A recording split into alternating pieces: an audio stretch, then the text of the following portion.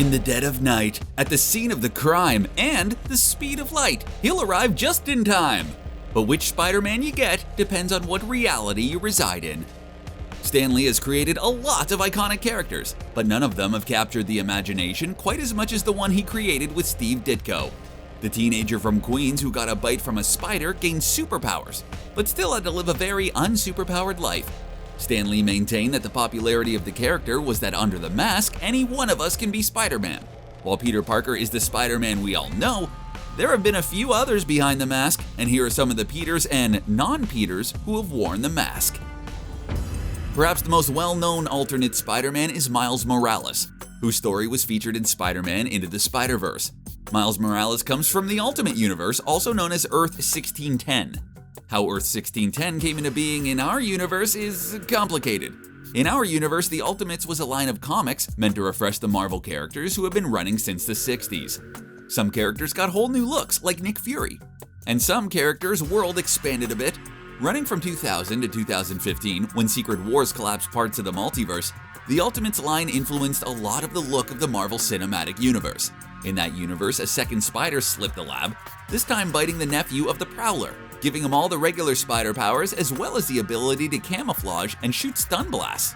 The animated feature film featuring Miles Morales also had one of the best scenes in a superhero movie. That leap of faith sequence is just so good.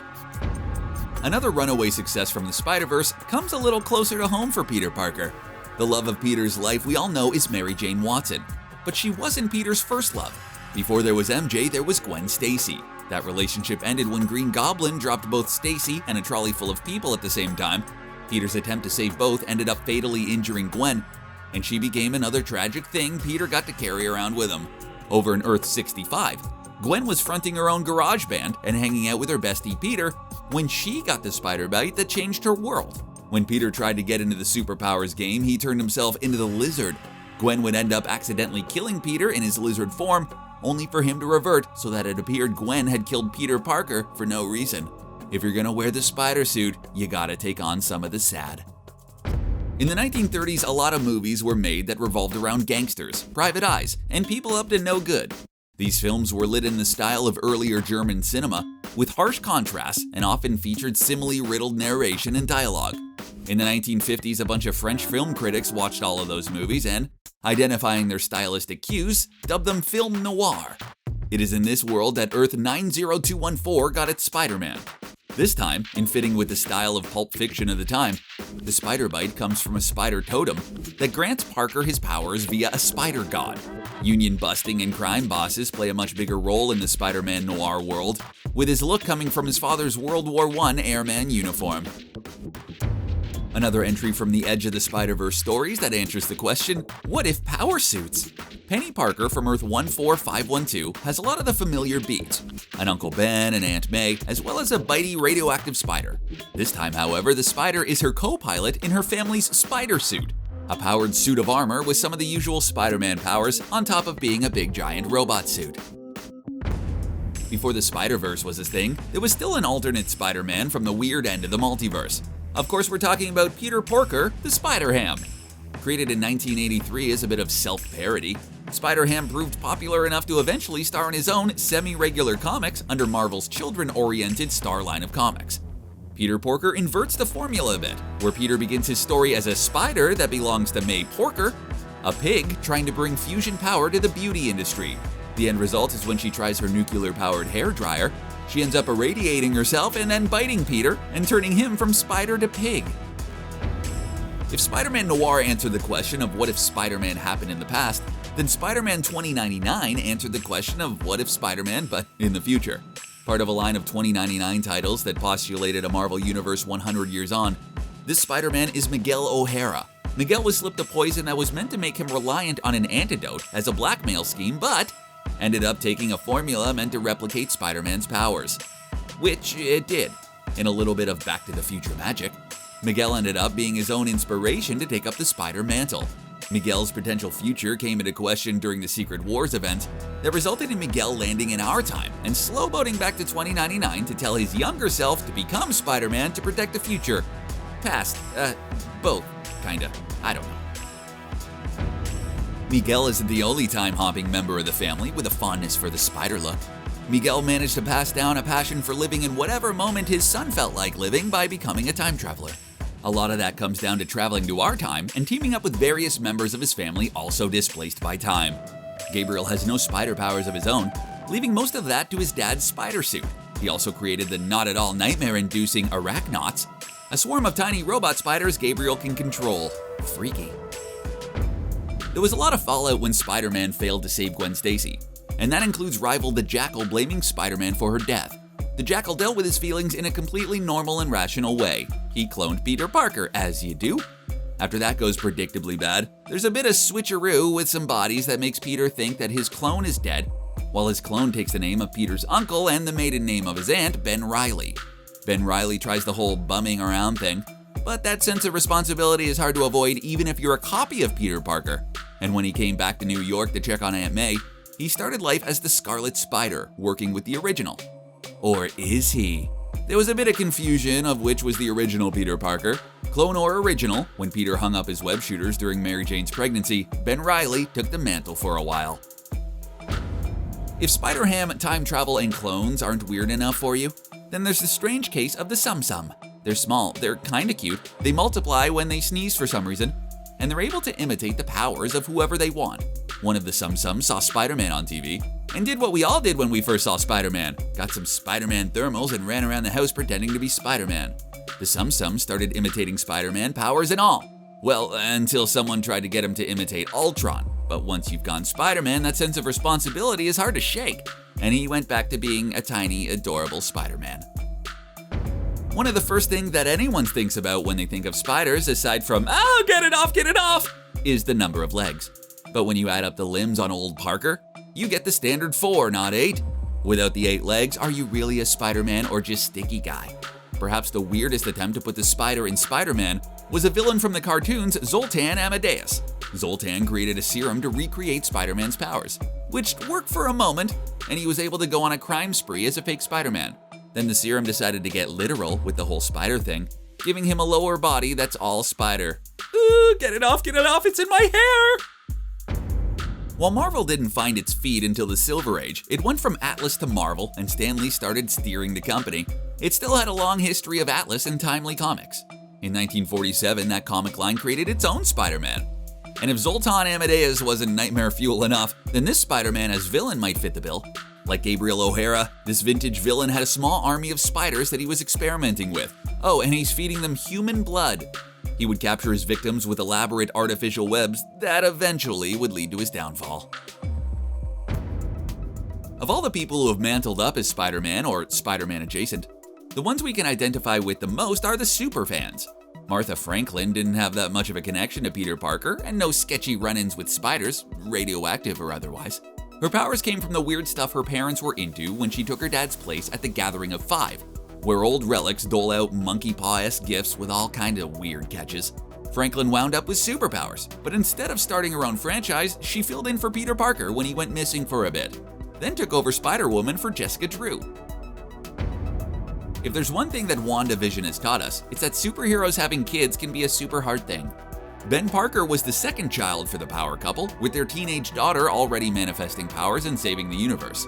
After a run-in with Carnage where the symbiote bonded with the baby, little Ben's powers kicked into overdrive, which would see him crawling on ceilings before he could walk. The parents of this reality, Earth 962, died protecting him, and he was whisked away by Spider-Girl. It turns out that the reason there was all these different Spider-Men and Spider-Women is because realities all have a Spider Totem, and little Benji, well, he was the strongest one of all. Spider-Man seems like he's always been, and a part of that is how quickly the character caught the imagination of the world.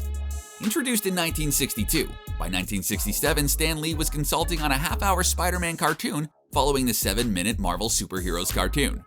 The animation was simple, and after Stan Lee stepped aside and Ralph Bakshi started producing it, it contained less and less iconic Spider-Man villains, and more generic villains, suspiciously similar to Bakshi's previously Rocket Robin Hood. None of that matters as much as the theme song though, which is one of the most recognizable superhero themes ever written. Does whatever a spider can. Come on everybody, you know it! Crude and recycled animation aside, the 1967 Spider-Man was iconic. But in the 90s, a different kind of shared universe was emerging. Marvel's mutants had made it to the TV, with their own rockin' and immediately recognizable theme. When the X-Men universe crossed over to Spider-Man, the animated series, it became a shared universe. It's also perhaps the most faithful of the adaptations. All the beats are there. Gets bitten by a special spider, in this case one being experimented on for healing properties. Misuses his powers at first, then the advice and tragedy from Uncle Ben. There's even an Insidious 6. Sinister apparently didn't work for the cartoon. And, of course, the Venom symbiote. There are some Spider-Mans, men, whatever, that just defy explanation, and one of those is the Spider-Man from across the ocean in Japan. It's so bizarre, in fact, that Disney led with the story in their 616 series that explores the history of Marvel. The story goes that an eager comics fan on vacation to Japan found two things. The Japanese loved comics, and there were no Western comics. So he brokered a deal where Marvel and Toei would share characters. In that process, Japan got to produce their own show, but were allowed to change it to fit the Japanese market. Naturally, this meant giant robots and a slick car called the GP7. The show had one important fan, Stan Lee. Rather than being precious with his creation, Stan the Man was elated with how much like a comic book the show looked, even if most of Spider-Man's story was tossed out of the window. If Stan Lee was elated with the Japanese series, it was in part because he wasn't thrilled with the 1977 television outing for Spider-Man. While it's a bit of a golden age of comic book adaptations now, with one network airing no less than 5 superhero shows at one time at one point, this isn't the first time that the airways was crowded with capes. In the 70s, Marvel and DC squared off with two popular adaptations as TV shows, The Incredible Hulk and Wonder Woman. Hoping to swing in on that action was Spider-Man. Unfortunately, this one didn't quite catch on. Even worse, complications with the rights to Spider-Man adaptations held up the making of a proper Spider-Man movie for decades. When those rights were finally sorted out and Spider-Man made it to the screen, it was an adaptation that, along with the X-Men over at Fox, it was credited with saving the superhero movie from an early death. That early death came in the form of Batman and Robin. Bat nipples. Enough said. The movie was helmed by longtime comic fan and stylistic filmmaker Sam Raimi. More known for his horror movies, but also created Darkman when he was denied the chance to do a movie about the pulp hero The Shadow. Raimi's adaptation featured the ever boyish-looking Tobey Maguire and a picture-perfect cast. One big change, however, was Parker's organic web shooters. Traditionally, the web shooters were the invention of the young genius Peter Parker, but in this case, it came out of him. Kinda gross. Spider-Man 2 has gone on to be one of the best-regarded superhero movies ever. Unfortunately, Spider-Man 3 does not have that level of affection, and the Raimi-Maguire series ended there. Rather than move forward with Raimi's fourth Spider-Man entry, Sony decided to reboot the character in the hopes of getting some distance between jazz-dancing Peter Parker and a lackluster Venom. The result was The Amazing Spider-Man. This one swapped Mary Jane for Gwen Stacy, gave Peter his mechanical web shooters back, and leaned in more on later stories, where it's revealed that Peter's parents were involved in the super science game themselves. A second movie, meant to set up the Sinister Six and a wider Spider-Verse, didn't get the reception that Sony was hoping for, and those plans quietly went away. There has been a list of luminaries that have taken the mantle of Spider-Man temporarily for different reasons. Some were covering, some were villains trying to smear Spider-Man's name or prove they could do it better. Here's a roll call of some of them who were traded their masks for Spideys. Craven, Otto Octavius, Matt Murdock, Danny Rand, Mary Jane, Wade Wilson, Bruce Banner, in a weird way, Norman Osborn, Loki, Kamala Khan, Quentin Beck, Mac Gargan, Logan, Flash Thompson, William Braddock, kinda, Harry Osborn, and of course, Stan Lee himself. Sony's loss with The Amazing Spider-Man turned out to be a big win for fans everywhere, and a win-win situation between Disney and Sony. While Marvel was absorbing Fox like a gelatinous cube to get the rights to X-Men and Fantastic Four back, they tried a more diplomatic channel with Sony and instead offered shared custody. Sony would produce a new pair of Spider-Man movies with Disney, and then that Spider-Man could show up in Marvel movies like Civil War and the last two Avengers movie. This deal was too good to be true when it almost came to an early end with Spider-Man Far From Home ending on a cliffhanger. A little drunk dialing from Tom Holland got things back on track, and now good old Tommy returns as Spider-Man in a third MCU movie next year. After 2 reboots and one of the most recognizable origin stories in comics, the MCU have done away with the origin story, and instead have gone with the youngest portrayal of Peter so far. And let's not kid ourselves, the best one. We love you, Tom!